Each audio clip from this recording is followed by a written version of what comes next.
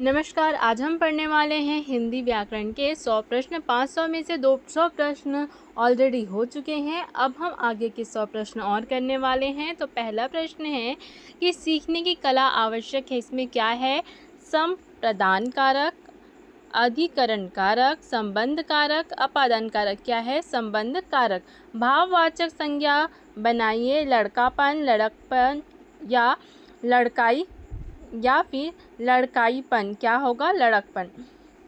सच्चरित्रता किस मूल शब्द से बना है? सच्चरित से, चरित्र से या चरित्रता से, या फिर सच्चरित्र से किससे बना है? चरित्र से। अगला प्रश्न है, कौन सा शब्द बहुवचन है? माता, प्राण, लड़का या किताब। इसमें से बहुवचन शब्द बताना है। तो प्राण जो है वो क्या है? बहुवचन शब्द है। निम्नलिखित में से कौन सा शब्द पुल्लिंग है? कपट, सुंदरता, मूर्खता, नींद। कपट जो है पुल्लिंग शब्द है। अलग शब्द बताओ। ठीक है, भीड़, टापू, गुच्छा और सेना। इसमें अलग शब्द बताना है। तो भीड़ क्या है? बहुत सारे लोग जहाँ पे हैं उसे हम भीड़ कहते हैं। गुच्छा क्या होता है? बहुत सारी चीज़ों का गुच्छा, है ना। इस तरीके से सेना क्या होता है? बहुत सारे जो आर्मी वाले होते हैं और या फिर बहुत सारे लोग जब किसी जंग के लिए जा रहे होते हैं तो उसको हम सेना कहते हैं। मतलब जब बहुत सारा चीज़ इकट्ठा हो तब हम उसका भीड़, गुच्छा या सेना कहते हैं। लेकिन टापू क्या है? टापू एक अलग से रहने वाली जगह है। मतलब कि बीच महाद्वीप के बीच में या समुद्र के बीच में जो जगह होती है उसको टापू कहते हैं। तो टापू जो है इसमें क्या है? अलग है। अब बताना है कि किस वाक्य में अपादान कारक है। राम ने रावण को तीर से मारा, मोहन से अब सहा नहीं जाता, हिमालय से गंगा निकलती है, चाकू से फल काटो। तो हिमालय से गंगा निकलती है, इसमें क्या है? अपादान कारक है। अगला प्रश्न है, हिंदी में शब्दों का लिंग निर्धारण किसके आधार पर होता है? संज्ञा के आधार पर, सर्वनाम के या क्रिया के या प्रत्यय के आधार पर। किसके आधार पर होता है? संज्ञा के आधार पर होता है। अगला प्रश्न देख लेते हैं, निम्नलिखित में भाववाचक संज्ञा कौन सी है? शत्रुता, वीर, मनुष्य या गुरु। भाववाचक संज्ञा जो है वो है शत्रुता। अगला प्रश्न है, निम्नलिखित शब्दों में से स्त्रीलिंग शब्दों का चयन करना है। अपराध, अध्याय, स्वदेश या स्थापना। इसमें स्त्रीलिंग शब्द बताना है। तो स्थापना जो है वो क्या है? स्त्रीलिंग शब्द है। अब हमें तत्सम शब्द का चयन करना है। बारात, वर्षा, हाथी या आंसू। इसमें से आपको तत्सम शब्द बताना है। तो वर्षा जो है ये तत्सम शब्द है। वस्तु, स्थान, भाव या विचार के घोतक शब्द को क्या कहते हैं? संज्ञा, सर्वनाम, विशेषण या विशेष। क्या कहते हैं? संज्ञा। अगला प्रश्न है, व्युत्पत्ति के आधार पर संज्ञा के कितने भेद होते हैं? तो संज्ञा के कितने भेद होते हैं? व्युत्पत्ति के आधार पर 3 भेद होते हैं। स्त्रीत्व शब्द में कौन सी संज्ञा है? जातिवाचक, व्यक्तिवाचक, भाववाचक या द्रव्यवाचक। कौन सी संज्ञा है? भाववाचक। भारतीय शब्द का बहुवचन है भारतीयों, भारतीयों, भारतीयों। इनमें से कोई नहीं। कौन सा है? भारतीयों। ठीक है। अगला प्रश्न है, नेता शब्द का स्त्रीलिंग क्या होगा? नेति, नेत्री, नेति या नेतानी। क्या होगा? नेत्री। नेता शब्द का स्त्रीलिंग होगा नेत्री। अगला प्रश्न है, बुढ़ापा शब्द की संज्ञा बताइए। जातिवाचक संज्ञा है, व्यक्तिवाचक संज्ञा है या भाववाचक संज्ञा है या इनमें से कोई नहीं है। क्या होगा? भाववाचक संज्ञा होगा। निम्नलिखित शब्दों में कौन सा शब्द संज्ञा है? क्रुद्ध, क्रोध, क्रोधी या क्रोधित। संज्ञा कौन सा है? क्रोध। अगला प्रश्न है, आंसू का बहुवचन क्या होगा? आंसू, आंसुएं, आंसुओं या इनमें से कोई नहीं। क्या होगा? आंसुओं। आंसू का बहुवचन आंसुओं। निम्नलिखित शब्दों में से एक शब्द पुल्लिंग है, उसे हमें छांटना है। बुढ़ापा, जड़ता, घटना या दया। इसमें से पुल्लिंग कौन सा है? बुढ़ापा। अगला प्रश्न देख लेते हैं, स्टेशन किस भाषा का शब्द है? चीनी भाषा का, डच भाषा का, फ्रेंच भाषा का या फिर अंग्रेजी भाषा का। स्टेशन किसका शब्द है? अंग्रेजी भाषा का शब्द है। अगला प्रश्न है, संकर शब्द का अर्थ क्या है? तत्सम शब्द, तद्भव शब्द, विदेशी शब्द या 2 भाषाओं के शब्दों से मिलकर बना शब्द। क्या होगा? 2 भाषाओं के शब्दों से मिलकर बना शब्द है। रेलगाड़ी शब्द है तत्सम, देशज, विदेशज या संकर। क्या है ये? संकर। ठीक है। अगला प्रश्न है, दर्शन का तद्भव रूप क्या है? दर्शन, दर्शन, दर्श या फिर दर्श क्या होगा? दर्शन। दर्शन का तद्भव होगा दर्शन। संधि शब्द बताना है। तत्सम शब्द देशज, विदेशज। तद्भव क्या है? तत्सम शब्द जो है संधि शब्द है। लोटा शब्द है तत्सम, देशज, विदेशज या तद्भव क्या है? देशज। कमल किस प्रकार का शब्द होता है? ऋण, यौगिक, योग ऋण या इनमें से कोई नहीं। कमल जो है ऋण शब्द होता है। पाठशाला किस प्रकार का शब्द है? ऋण, यौगिक, योग ऋण या इनमें से कोई नहीं, क्या है? यौगिक है। दशानन किस प्रकार का शब्द है? ऋण, यौगिक, योग ऋण या इनमें से कोई नहीं, क्या है? योग ऋण है। निम्न में से कौन सा शब्द तुर्की भाषा का है? चाय, रिक्शा, कमरा या कैंची। जो कैंची है वो तुर्की भाषा का शब्द है। विभावरी किस प्रकार का शब्द है? तत्सम, तद्भव, देशज या संगत। कौन सा शब्द है? विभावरी तत्सम शब्द है। योग ऋण शब्द कौन सा है? पीला, घुड़सवार, लंबोदर या नाग। इसमें से योग ऋण शब्द होता है लंबोदर। नीचे दिए गए विकल्पों में से तत्सम शब्द का चयन करना है। पड़ोसी, गोधूम, बहू या शहीद। इसमें से हमें तत्सम शब्द बताना है। जो गोधूम है वो क्या है? तत्सम शब्द है। अब हमें बताना है अगले प्रश्न में भी तत्सम शब्द का चयन करना है। सॉरी, ये हो गया। अगला प्रश्न है नीचे दिए विकल्पों में से तद्भव शब्द का चयन करना है। बैंक, मुंह, मर्म या प्रलाप। तद्भव शब्द कौन सा है? मुंह जो है वो तद्भव शब्द है। अब तत्सम और तद्भव शब्द किसे कहते हैं ये आप मुझे कमेंट करके बताइए। जिस शब्द के कई सार्थक खंड हो सके उन्हें क्या कहते हैं? यौगिक, ऋण या योग ऋण या मिश्रित। क्या कहते हैं? यौगिक शब्द कहते हैं जिनके कई सार्थक खंड हो सकते हैं। अगला प्रश्न है कौन सा शब्द देशज नहीं है? डिबरी, पगड़ी, ढोर या पुष्कर। देशज शब्द कौन सा नहीं है? पुष्कर। जिन शब्दों की उत्पत्ति का पता नहीं चलता उन्हें क्या कहा जाता है? योग ऋण, यौगिक ऋण या विमूढ़। क्या शब्द कहते हैं? रूढ़। जिनकी उत्पत्ति का पता नहीं चलता। वकील किस भाषा का शब्द है? फारसी, अरबी, तुर्की या पुर्तगाली। वकील जो है अरबी भाषा का शब्द है। अगला प्रश्न है चाय किस भाषा का शब्द है? चीनी, जापानी, अंग्रेजी या फ्रेंच। किसका शब्द है? चीनी का। अगला प्रश्न है शब्द रचना के आधार पर बताइए कि कौन सा योग ऋण है? पवित्र, कुशल, विनिमय या फिर जलज। जलज जो है योग ऋण शब्द है। निम्नलिखित में से ऋण शब्द कौन सा है ये बताना है। मलयज, जलज, पंकज या वैभव। तो वैभव जो है ऋण शब्द है। अगला प्रश्न है परीक्षा शब्द निम्नलिखित वर्गों में से किस वर्ग में आता है? तत्सम में, तद्भव में, देशज में या विदेशज में।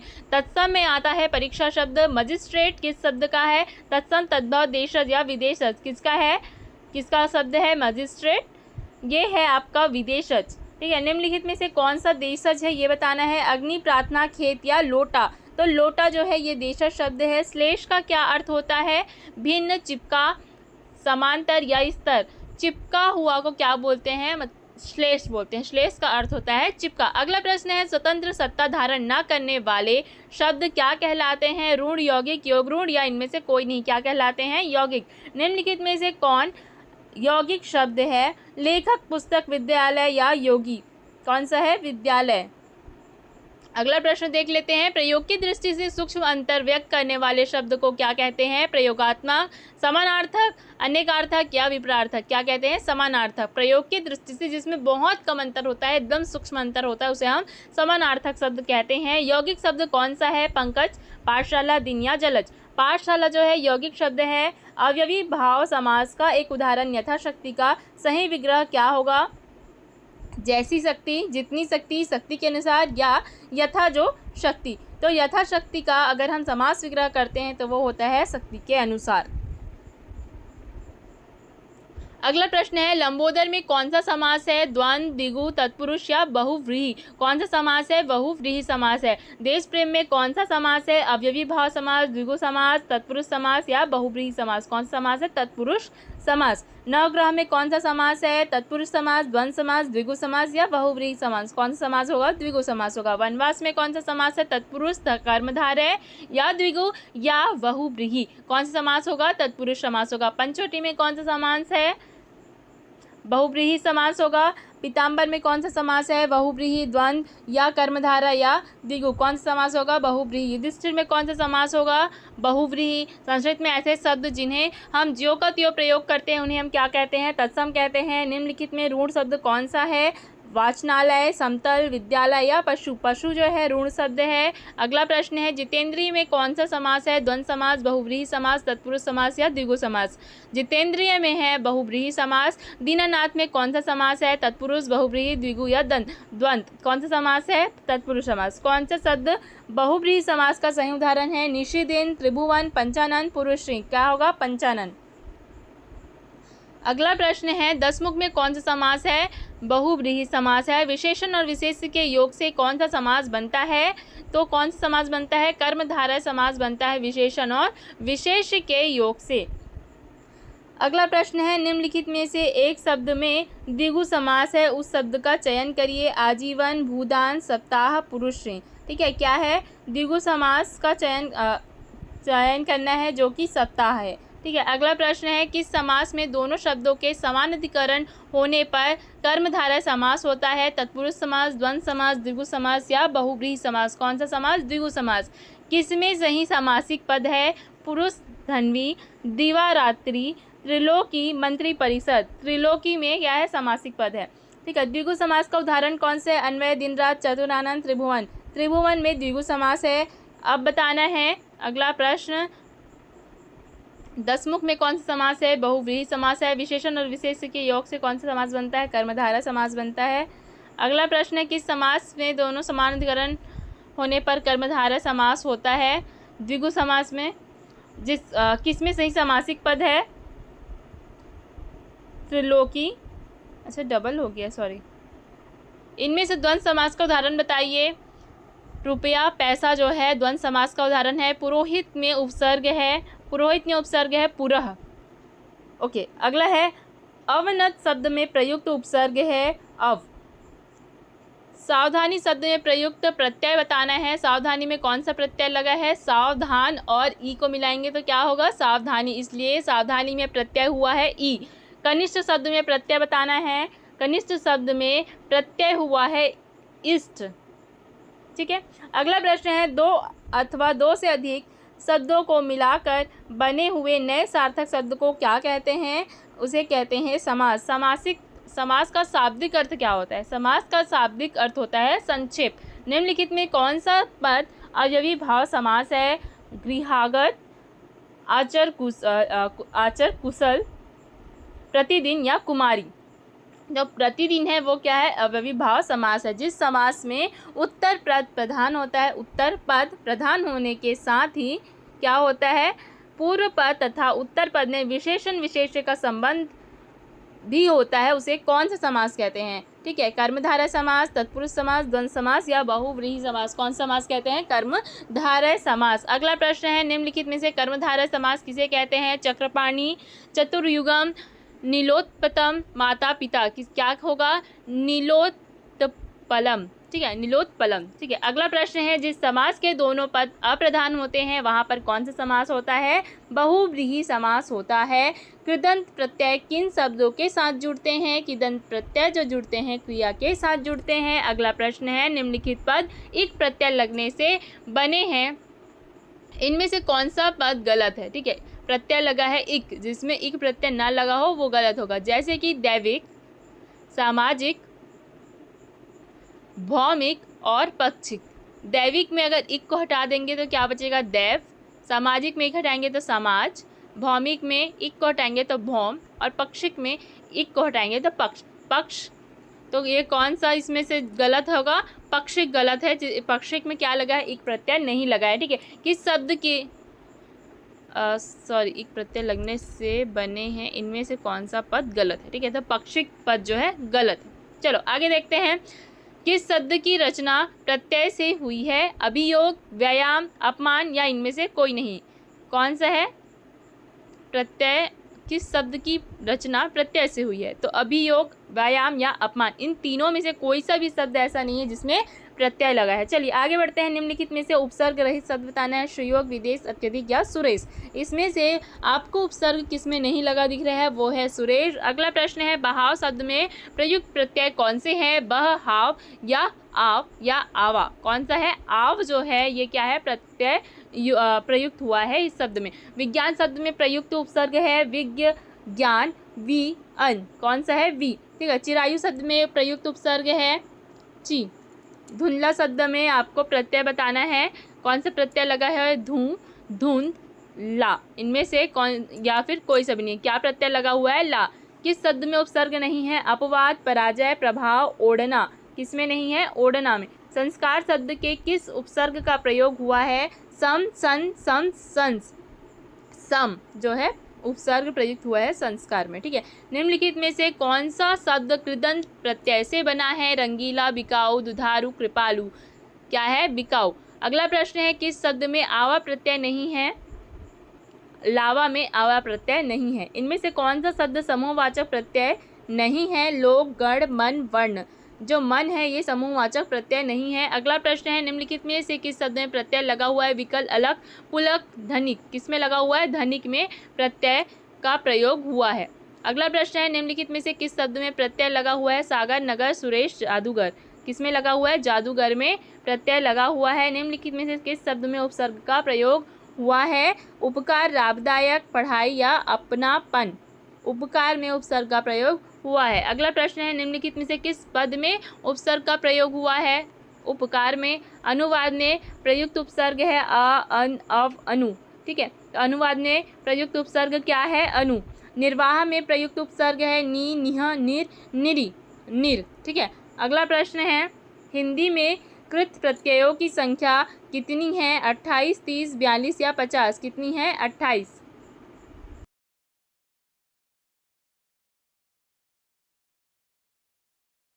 लेते हैं। साक्षात संकेतित कहते हैं, साक्षात संकेतित कहते हैं अभिधा को, लक्षणा को या व्यंजना को, या इनमें से कोई नहीं। किसे कहते हैं? अभिधा को।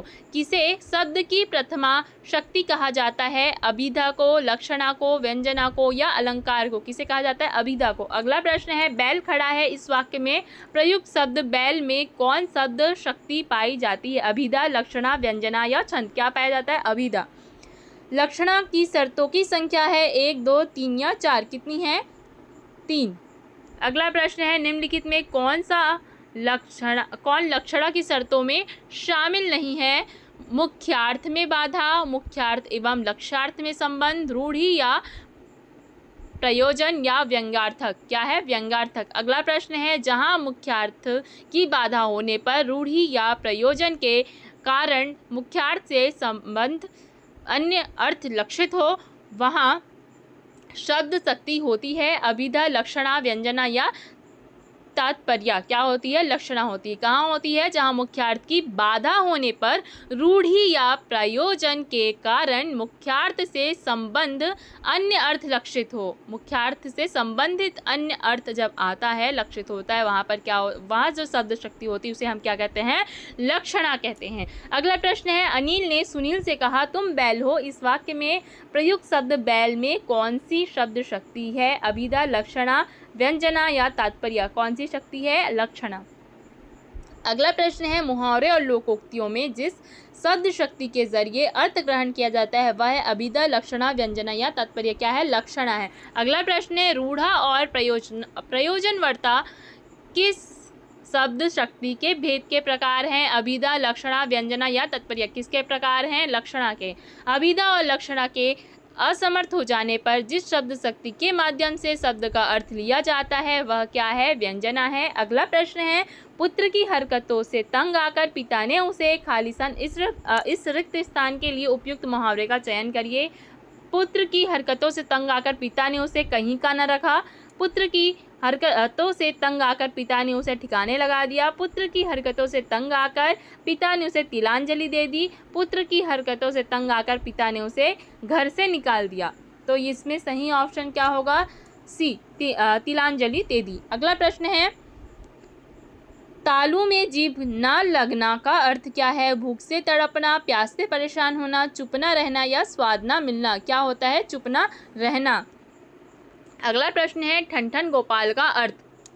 कंगाल, बेकार, धनवान या समय आने पर मुकर जाना। कंगाल को क्या कहते हैं? ठन गोपाल। खूब पानी होना का अर्थ होता है पानी का खून में प्रवेश करना, कोई असर ना होना, पानी भाई का खून करना या पानी पीते ही खून की उल्टी करना, क्या होगा? खून पानी होना का अर्थ होता है कोई असर ना होना। माथा ठनकना का अर्थ होता है भयभीत हो जाना, हिम्मत आ जाना, क्रोध आना या फिर अनिष्ट होने की आशंका। माथा ठनकना का अर्थ होता है अनिष्ट होने की आशंका। थाली का बैगन से क्या अभिप्राय है? सिद्धांतहीन व्यक्ति, गोल मटोल, अधिक चिकना, चौड़ा होना। क्या होता है? थाली का बैगन का मतलब होता है सिद्धांतहीन व्यक्ति। चलिए आगे बढ़ते हैं। उड़ती चिड़ियों के पंख गिनना का अर्थ क्या होगा? होशियार होना, अनुभव होना, मतलबी होना या मूर्ख होना। क्या होता है? अनुभव होना। अगला प्रश्न है मांगे भीख पूछे गाँव की जमा का अर्थ क्या है? अपनी असलियत भूलकर बात करना, भीख मांगकर गुजारा करना, ग्राम समाज की भलाई करना, इनमें से कोई नहीं। मांगे भीख पूछे गाँव की जमा का अर्थ होता है अपनी असलियत भूलकर बात करना। कोई इर घाट तो कोई बीर घाट का अर्थ है बार बार कथन बदलना, तालमेल ना होना, तितर बितर होना, बहुत चालाक होना। क्या होता है? तालमेल ना होना। हंसुए के ब्याह में खुरपी का गीत का अर्थ है शादी का गीत गाना, जश्न मनाना, असंगत बातें करना, निचले स्तर का कार्य करना। हंसुए के ब्याह में खुरपी का गीत, इसका अर्थ होता है असंगत बातें करना। अगला प्रश्न है अंगूठी का नग होना का अर्थ होता है बहुत सुंदर, छिपा हुआ, बहुत प्रिय, अनुरूप, जोड़ा होना। क्या होगा? अंगूठी का नग होना का अर्थ होगा अनुरूप, जोड़ा होना।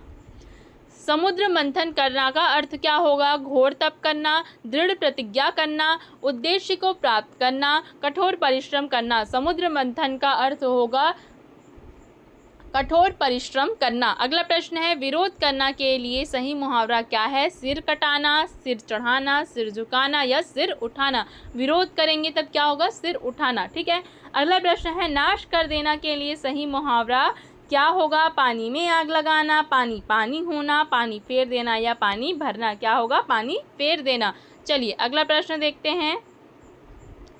मालूम होता है तुम्हारे यहाँ रहने का संयोग समाप्त हो गया है। रेखांकित वाक्यांश के लिए सही मुहावरा। नाता टूट जाना, डेरा उठ जाना, अन्न जल उठ जाना या हाथी तंग होना। क्या होगा? अन्न जल उठ जाना। चलिए अगला है भ्रष्ट नेताओं के कारण कांग्रेस चुनाव हार गई। रेखांकित वाक्यांश के लिए सही मुहावरा बताइए। अंतरपट खुलना, लुटिया डूब जाना, अपने पाँव पर कुल्हाड़ी मारना, भूत भगाना। क्या होगा? लुटिया डूब जाना। तोते की तरह आंखें फेरना का अर्थ है पुराने संबंधों को एकदम भुला देना, किसी रोग से बुरी तरह ग्रस्त होना, दोस्त के साथ विश्वासघात करना, बिना सोचे समझे निर्णय लेना। तोते की तरह आंख फेरना का अर्थ होगा पुराने संबंधों को एकदम से भुला देना। ढपोल शंख का अर्थ है सब संबंध छोड़ देना, कांपने लगना, विख्यात होना, बेवकूफ़ होना। क्या होगा? बेवकूफ़। ढपोल शंख का अर्थ होता है बेवकूफ़। दिल पक जाना का अर्थ होगा अच्छा लगना, प्रेम ना होना, अत्यंत पीड़ित होना या कष्ट पहुँचना। क्या होगा? अत्यंत पीड़ित होना। आधा तीतर आधा बटेर का अर्थ होगा उचित सामंजस्य का अभाव, छोटा बड़ा होना, रंग बिरंग होना, बेमेल तथा बेढंगा होना। आधा तीतर आधा बटेर का अर्थ होगा बेमेल तथा बेढंगा होना। निम्न वाक्यांशों में से क्या करना है हमको? संयुक्त वाक्य कौन सा ये बताना है। वह खाना खाकर सो गया। ठीक है। इन वाक्यों में हमें संयुक्त वाक्य कौन सा ये बताना है। वह खाना खाकर सो गया, उसने खाना खाया और सो गया। गीता जिस घर में रहती है बहुत गंदा है, रूपा चाहती है कि वह नौकरी करे। तो इसमें से संयुक्त वाक्य है उसने खाना खाया और सो गया। ठीक है। निम्न वाक्यों में से मिश्र वाक्य बताना है। चोर को देखकर सिपाही पकड़ने दौड़ा, नेताजी भाषण देकर चले गए। सेठ जानता है कि नौकर ईमानदार है, बिजली नहीं थी इसलिए अंधेरा था। मिश्र वाक्य कौन सा होगा? सेठ जानता है कि नौकर ईमानदार है। अगला प्रश्न है निम्नलिखित में से क्या करना है हमें? विराम चिन्ह नहीं है वो बता। निम्नलिखित में से विराम चिन्ह नहीं है। अल्प विराम, पूर्ण विराम, निर्देशक चिन्ह या अवतरण। अवतरण जो है विराम चिन्ह में नहीं आएगा। ठीक है। अगला प्रश्न देखते हैं इनमें से कौन सा विराम चिन्ह ऐसा है जो हिंदी में अंग्रेजी भाषा से नहीं लिया गया है। जो डी वाला जो है ऑप्शन है ना, सीधी लकीर वाला, ये जो है इसे पूर्ण विराम कहते हैं जो कि अंग्रेजी भाषा से नहीं लिया गया है। ठीक है। वाक्य के अशुद्ध भाग का चयन करना है। राम के धनुष भंग करते ही दूसरे राजाओं के वक्ष पर सांप लौटने लगे। इसमें से आपको बताना है इसमें अशुद्ध क्या है, त्रुटि क्या है। ठीक है, तो वक्ष पर नहीं कलेजे पर सांप लौटना एक मुहावरा होता है, वो होगा। ठीक है, वाक्य के अशुद्ध भाग का चयन करना है। दीपावली पर कुछ लोग चमचमाती चांदी के बर्तन खरीदने का लोभ संवरण ना कर सके, तो सी वाला जो है वो गलत वहाँ पे होगा। बी जो है वो गलत होगा। चांदी के चमचमाते बर्तन होंगे, चमचमाती चांदी के बर्तन नहीं होंगे, चांदी के चमचमाते बर्तन। ठीक है, अगला प्रश्न है, निम्नलिखित में से वाक्य में शुद्ध रूप का चयन करना है। नेताओं का हित इसमें है कि लोग आपस में लड़ते रहे। नेताओं का हित इसमें है कि लोग आपसी लड़ाई से दूर उलझे रहे। आपसी लड़ाई से दूर उलझे रहे। हाँ ठीक है, नेताओं का हित इसमें है कि लोग आपस में लड़ते रहें, या नेताओं का हित इसमें है कि लोग उनसे लड़ते रहें। तो नेताओं का हित किस में होगा कि लोग आपस में लड़ते रहेंगे। ठीक है, अगला प्रश्न है, अशुद्ध भाग का चयन कीजिए। प्रत्येक देशवासियों को देश की सेवा में तन मन धन अर्पण करना चाहिए। ठीक है, अशुद्ध भाग क्या है इसमें, प्रत्येक देशवासियों को। ठीक है, प्रत्येक लिख दिया है, उसके बाद देशवासियों लिखने की आवश्यकता नहीं है, वहाँ पे क्या हो जाएगा, प्रत्येक देशवासी। इसमें भी अशुद्ध भाग का बताना है आपको। आतंकवाद शायद एक दिशाहीन उद्देश्यहीन अंधेरा है जो विश्व शांति एवं प्रगति को निगल रहा है। तो आतंकवाद एक दिशाहीन, शायद नहीं, वो है ही, आतंकवाद एक दिशाहीन उद्देश्यहीन अंधेरा है। वाक्य के अशुद्ध भाग का चयन करना है। तुम कक्षा में आते हो तो तुम्हारी पुस्तक साथ क्यों नहीं लाते, तो ये तो तुम्हारी पुस्तक नहीं होगा, क्या होगा, तो अपनी पुस्तक। विधानमंडल द्वारा पारित क्या स्वीकृत विधि अधिनियम, नियम, विनिमय या अध्यादेश क्या होता है, अधिनियम होता है। कार्य को नए ढंग से करने की पद्धति को क्या कहते हैं, पारस्परिक, नवागत रूप, नवीनीकरण, आधुनिकरण क्या कहते हैं, नवीनीकरण कहते हैं। अगला प्रश्न है, निश्चित समय के भीतर पत्र का उत्तर न प्राप्त होने की दशा में अनुबोधक के रूप में भेजा जाने वाले पत्र को क्या कहते हैं, प्रतिवेदन, ज्ञापन, परिपत्र या अनुस्मारक क्या कहते हैं, अनुस्मारक। जिसने देश के साथ विश्वासघात किया हो उसे बागी, विश्वासघाती, देशद्रोही या विद्रोही क्या कहेंगे, देशद्रोही कहेंगे। अगला प्रश्न है, जंगल में लगने वाली आग को क्या कहते हैं, दावानल कहते हैं। रसास्वादन, ठीक है, ये क्या होता है, किसी रस का उपभोग करना, ये क्या होता है, रसास्वादन होता है। पत्र या प्रश्न आदि के उत्तर की अपेक्षा करने वाले को क्या कहेंगे, उत्तरापेक्षी। वह सायंकालीन बेला जब पशु वन से चरकर लौटते हैं उसे क्या कहते हैं, गोधूली बेला कहते हैं। आयु में बड़ा व्यक्ति क्या होगा आपका, ज्येष्ठ होगा। बिना घर का क्या होगा, अनिकेतन। निरुत्तर शब्द का शुद्ध संधि विच्छेद कीजिए, क्या हो जाएगा, निह उत्तर। ठीक है, मनाभाव को क्या करना है, संधि करना है, तो क्या हो जाएगा, मनोभाव। अगला प्रश्न है, शब्दों में से आपको क्या बताना है, विसर्ग संधि बताना है। अतएव, नरेंद्र, सज्जन या सदैव। अतएव जो है आपका विसर्ग संधि है।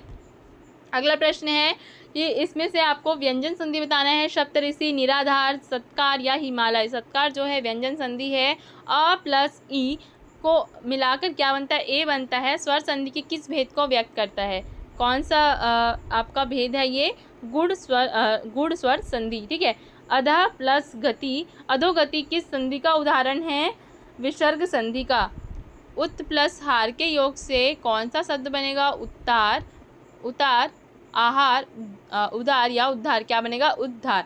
धातु के कितने भेद होते हैं, 5, 9, 2 या 6। कितने भेद होते हैं, 2।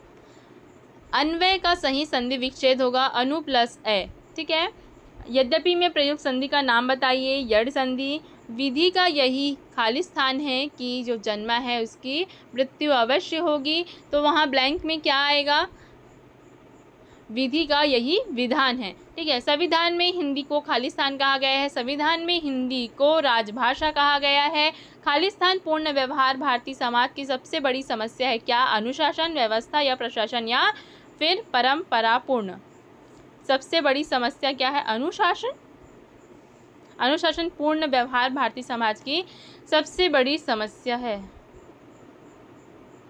ठीक है, वर्तमान में वर्तमान खालिस्तान में भी महात्मा गांधी के विचारों का महत्व कम नहीं होता, तो किसमें वर्तमान संदर्भ, वर्तमान क्षेत्र, वर्तमान घटनाओं या वर्तमान कार्यकलाप हो, क्या होगा वर्तमान संदर्भ। अगला प्रश्न है, राम ने अपने पुत्र के नाम बैंक में 10 वर्ष के लिए खालिस्तान जमा खाता खुलवाया है। क्या खाता खुलवाया? अनुवर्ती खाता खुलवाया है। कोई व्यक्ति किसी का मार्गदर्शन कैसे कर सकता है जब वह स्वयं ही मार्ग से खालिस्तान हो, क्या हो अवगत, जब स्वयं ही मार्ग से अवगत है। अच्छा, अनभिज्ञ है, क्या आना चाहिए यहाँ पे आपका, बताइए, अज्ञात, अभिज्ञ या अनभिज्ञ या अवगत, कमेंट करके बताइए। चलिए अगला प्रश्न है, देशवासियों में परस्पर खालिस्तान होना देश की उन्नति के लिए अनिवार्य शर्त है। सहयोगी, सहानुभूति, सद्भाव या संबंध, क्या होगा सद्भाव। एक ना एक दिन परिश्रम का फल जरूर मिलता है, इस बात में कोई खालिस्तान नहीं है, क्या नहीं है, संदेह नहीं है। चलिए अगला प्रश्न है, चमड़ी जाए पर खालिस्तान ना जाए, क्या होगा, चमड़ी जाए पर दमड़ी ना जाए। देवदत्त के बाढ़ से खालिस्तान पक्षी को उठाकर सिद्धार्थ उसकी सेवा शुश्रूषा करने लगे। देवदत्त के बाढ़ से आहत पक्षी को उठाकर सिद्धार्थ उसकी सेवा शुश्रूषा करने लगे। ठीक है, अगला है, आडंबर बहुत किंतु वास्तविकता कुछ नहीं के लिए सही लोकोक्ति क्या होगा। आँख का अंधा नाम नयन सुख, ऊंची दुकान फीका पकवान, उठ के मुंह में जीरा, खोदा पहाड़ निकली चुहिया। ऊंची दुकान फीका पकवान ये होता है आडंबर के लिए। ठीक है, आडंबर बहुत और होता कुछ नहीं है, उसके लिए क्या होगा ऊंची दुकान फीका पकवान।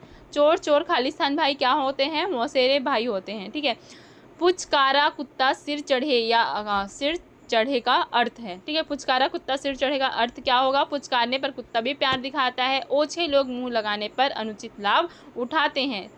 ओछे लोग ही इस जमाने में तरक्की कर सकते हैं। नगण्य व्यक्ति को कभी अपमानित नहीं करना चाहिए, इसका सही अर्थ होगा कि ओछे लोग मुंह लगाने पर अत्यधिक अनुचित लाभ उठाते हैं। अगला है, कुम्हार अपना ही घड़ा सराहता है, इसका अर्थ क्या होगा, अपनी ही प्रशंसा करता है। अपनी बनाई हुई वस्तु सबको अच्छी लगती है, किसी को बोलने नहीं देना, दूसरों की वस्तु को तुच्छ समझना। अपनी बनाई हुई वस्तु ही सबको अच्छी लगती है, कुम्हार अपना ही घड़ा सराहता है, इसका अर्थ होगा। ठीक है, गए थे रोजा छुड़ाने, नमाज गले पड़ी का अर्थ क्या होगा, मुश्किल में पड़ जाना, कष्ट पहुंचना, गरीब हो जाना, उपकार करने के बदले स्वयं को दुख भोगना पड़ा। ठीक है, तो इसका अर्थ यही होगा, उपकार करने के बदले स्वयं को दुख भोगना पड़ा। ठीक है, उधो का लेना ना माधो को देना का अर्थ क्या होगा, अपने काम से काम, भक्ति भाव से दूर रहना, हिसाब साफ रखना, सबसे अलग रहना, क्या होगा अपने काम से काम रखना। उपाय वही सफल और श्रेष्ठ है जिसका लोहा विरोधी को भी मानना पड़े, इसके लिए सही लोकोक्ति क्या होगा, आधा तीतर आधा बटेर, चमत्कार को नमस्कार, जादू वही जो सिर चढ़कर बोले, इनमें से कोई नहीं, क्या होगा जादू वही जो सिर चढ़कर बोली। अगला प्रश्न है, राम नाम जपना पराया माल अपना, इसका अर्थ क्या होगा, दान करना, सर्वज्ञ होना, धोखे से धन जमा करना, दूसरों से सहानुभूति रखना, क्या होगा धोखे से धन जमा करना। तन पर नहीं लत्ता पान खाए अलबत्ता, तन पर नहीं लत्ता पान खाए अलबत्ता, इसका अर्थ होगा बहुत गरीब होना, झूठा दिखावा करना, एक साथ दो लाभ होना, बुरी आदत का शिकार होना। ठीक है, तो क्या होगा झूठा दिखावा करना, तन पर नहीं लत्ता पान खाए अलबत्ता। अगला प्रश्न है, गुरु गुड़ चेला चीनी का अर्थ, गुरु गुड़ चेला चीनी का अर्थ होगा, गुरु हमेशा सर्वोपरि होता है, गुरु से चेले का आगे बढ़ जाना, चेले द्वारा महान कार्य करना, गुरु के कथनानुसार कार्य करना, क्या होगा गुरु से चेले का आगे बढ़ जाना। पुरोहित में उपसर्ग है पुरस, पुरह, पुरा, पुर, क्या होगा पुरह। अवनत शब्द में प्रयुक्त उपसर्ग कौन सा होगा, अव। सावधानी शब्द में प्रयुक्त प्रत्यय कौन सा होगा, ई। कनिष्ठ शब्द में प्रत्यय क्या होगा, इष्ट। दो अथवा दो से अधिक शब्दों से मिलकर बने हुए सार्थक शब्द को क्या कहते हैं? संधि। समास का शाब्दिक अर्थ क्या होता है? संक्षेप। निम्नलिखित में से कौन सा पद अवयवी भाव समास है? क्रियागत, आचर कुशल, प्रतिदिन, कुमारी। प्रतिदिन जो है अवयवी भाव समास है, जिस समास में उत्तर पद प्रधान होने के साथ ही साथ पूर्व पद तथा उत्तर पद में विशेषण विशेष्य का संबंध भी होता है, उसे कौन सा समास कहते हैं? कर्मधारय समास कहते हैं। निम्नलिखित में से कर्मधारय समास किसमें है? चक्रपाणी, चतुर्युगम, नीलोत्पलम, माता पिता। किसमें है? नीलोत्पलम में। जिस समास के दोनों पद अप्रधान होते हैं वहाँ पर कौन सा समास होता है? बहुव्रीहि समास होता है। विपरार्थक शब्द चुनिए। शोषक का विपरार्थक चुनना है, ठीक है। शोषक मत का क्या होगा? शोषक मतलब आपका शोषण करता है जो, और उसका उल्टा क्या होगा? विपरार्थक विलोम शब्द क्या होगा? शोषित, पोषक या फिर पोषक या पोषित। क्या होगा? पोषक। शोषक का विपरीत क्या होगा? पोषक। पाश्चात्य का विलोम शब्द क्या होगा? प्रतीचि, प्राची, पौर्वात्य या प्रत्यक्ष। क्या होगा? पौर्वात्य। पाश्चात्य का, ठीक है, पाश्चात्य का विलोम। ओके। सूक्ष्म का विलोम शब्द क्या होगा? अदृश्य, दृष्टव्य, निश्चित या स्थूल। क्या होगा? स्थूल। जो पहले कभी ना हुआ हो उसे क्या कहेंगे? अभूतपूर्व। जो कहा ना जा सके उसे क्या कहेंगे? अकथनीय। समय की दृष्टि से अनुकूल, इसे क्या कहेंगे? समयानुकूल। जिसकी गर्दन सुंदर है उसे क्या कहेंगे? सुग्रीव। ओ, ठीक है। लौकिक, लौकिक को क्या कहेंगे? पकड़ लिया गया। पुरुष एवं स्त्री का जोड़ा दंपत्ति कहलाता है। पुरुष एवं स्त्री का जोड़ा क्या कहलाता है? दंपत्ति